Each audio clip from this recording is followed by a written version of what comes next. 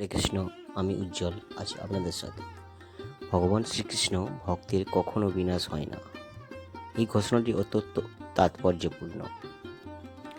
ভগবান শ্রীকৃষ্ণ কখনো কখনো তার ভক্তের স্নেহেতে নিজের কথা নাও রাখতে পারেন, কিন্তু ভক্তের কথা সবসময় রক্ষা করে থাকেন। তাই তাৎপর্যপূর্ণ এই প্রতিজ্ঞা যে তার ভক্তের কখনো বিনাশ হয় না। এটি তার ভক্ত অর্জুনের মুখ থেকে তিনি প্রকাশ করাতে চান, যার ফলে সারা জগৎ অর্জুনের ঘোষণাকে বিশ্বাস করবে এবং তার শুদ্ধ ভক্ত অর্জুনের মুখ থেকে এই কথাটি প্রকাশিত হলে অর্জুনের কথা রক্ষা করার জন্য তিনি অবশ্যই তার ভক্তকে বিপদ থেকে রক্ষা করবেন।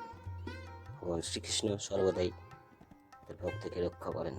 অনন্য ভক্তির দ্বারা ভগবান শ্রীকৃষ্ণকে বিশেষভাবে আশ্রয় করলে ম্লেচ্ছাগণ সকল পাপী দাবি অবশ্যই উদ্ধার পায়।